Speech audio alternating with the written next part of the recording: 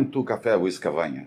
Today we have a chance to talk with Richie Miller, Spectrum US President. Good morning, Richie. Good morning, Cavanha. Richie, seismic acquisition for oil and gas seems to be in a different phase now. Many changes in the market we can observe. What are the main drivers of this change, and including Brazil in your analysis? Since 2014, when we started to see the seismic business deteriorate with the oil price and the whole market, it's been tough. We've lost some players. We've had some vessel owners that were through bankruptcy, etc. But we're starting to see a recovery in that vertical. Part of that is the entry of other players from China and Russia that are entering into this market to take some of the market share from these vessel owners. It's getting better. It's still, we're not out of the woods yet, but we're seeing reports that the bidding and the backlog for some of these and the prices for the vessels are going up, which is good for the health of the industry. In Brazil, we've seen a couple of vessels from 3D vessels operating for about the last year.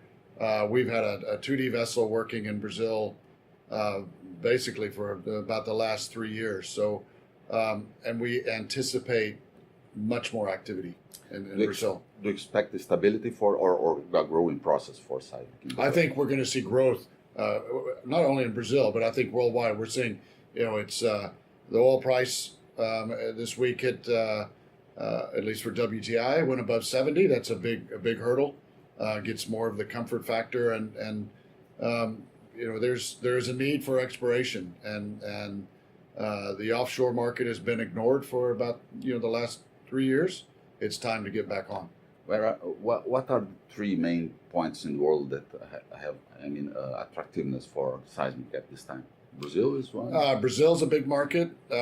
Europe, Northwest Europe, Norway, UK. That's always a hot market during the summer.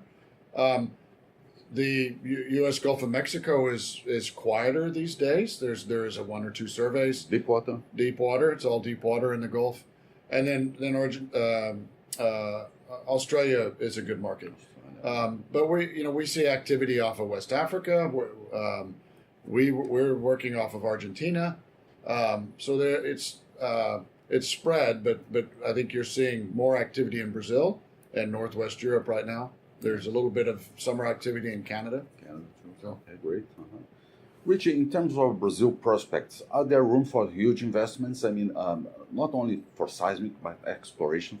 Yeah, I think that's an easy answer, because if the last pre-salt round, in round 15, we saw Exxon, Petrobras, Shell, others, Statoil, Repsol make huge investments in the deep waters of Brazil. Mainly focused in the Santos Campos core areas, where we would expect the big investment because of the huge upside there. Companies are moving back to the deep water. We saw good activity in the Potiguar area with Wintershall, Shell, and Petrobras coming into those really frontier deep water areas with investment. We're seeing good signs for the next Brazil salt or pre-salt round 5, and even into round 16 next year. I think we're seeing the money spent there, but we're also in Brazil, but we're also seeing commitment in Mexico. There was a very good round in Mexico earlier this year in the deep waters with some good money spent. More predictable in Brazil today. The next big round, you can see several. The vision of of what A&P and Mr. Adoni has put together, and his directors on being much more proactive in rounds, is great for industry. It's good for seismic. It's good for the E&Ps to see transparency, and see what's moving into the future to make plans. It gives everybody's much more comfortable when we can see what's happening, not next year, but into 2020 and further. If you could say three main constraints that Brazil still has in terms of exploration. I think everybody knows this, but it's getting better. Is environmental permitting is number one. I think if you talk to any of my peers and my partners in this business, they would say the same thing. You would hear the same from the E&P business. But we are making inroads and partnering with IBAMA, and that process is getting better all the time. Second, I think there's still a little bit of a hang up on the stability of the government and the terms, et cetera, in Brazil.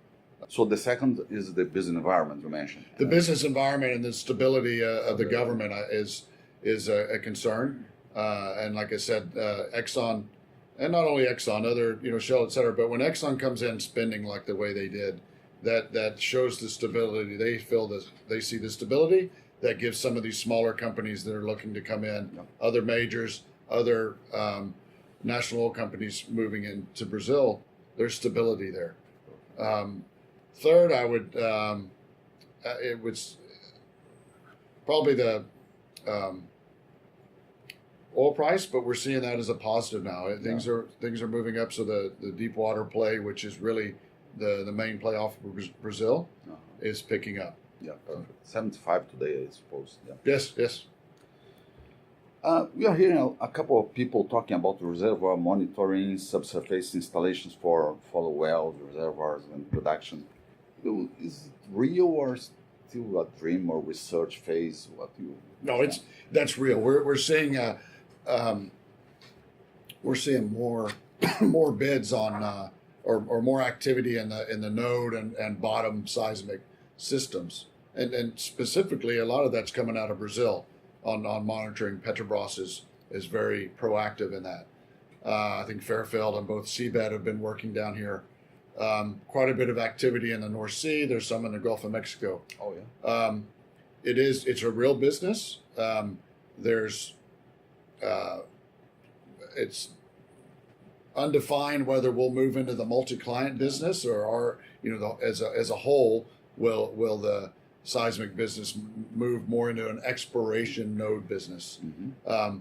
Right now, it's very, like you say, concentrated into reservoir monitoring and a 4D type work. But it's there. The market's good. It's real and it's coming bigger. Yeah. Great.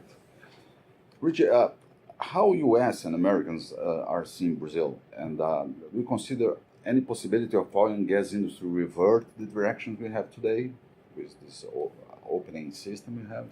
Well, I keep going back to round 15. If you talk about U.S. companies, we're very limited to where we can explore offshore the U.S. It's more difficult to get a seismic permit off the east coast of the U.S. than it is Brazil. Same for drilling a well. So I think you're seeing, and we're seeing signs of other companies that are not in Brazil that are looking at our data with a possible entry into Brazil. With the new permanent rounds, number 1 and number 2 that have just been announced, you're going to see the small to mid-sized companies back in Brazil exploring. I think it's very positive. The investment world is opening up out of the U.S. into Brazil and more comfortable. So that stability is showing. Supposing your flight to Houston today, you meet with a candidate for presidency in Brazil, what can you say for him about oil and gas? It's the key to keep the business is coming back. It's getting stronger on all verticals in the oil and gas business. What the business needs to see is the transparency and a schedule moving forward. We can't work if we just see a round next year.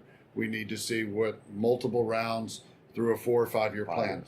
And A&P is moving that direction. They did it through 2017 through 2019. Very specific schedule that they set the dates and they stuck to them. Now we're hearing at the OTC breakfast last week of a in June. A&P's stating they're going to come out with a 2020 to 22 plan. That's big for the oil and gas business. This long-term vision. Long-term is views, important. long-term Stability, long-term investments. vision. Great. Yeah. Excellent. I would like to thank Richie Miller for your time in this meeting, and it's a great pleasure to be with you. Great. It's great to be in Brazil. Come see us in Houston. Excellent. But I think we'll be down here more in Brazil with all the activity. Welcome. Okay. To Brazil. Good. Thank you. Great. You can follow all posts at cavanha.café.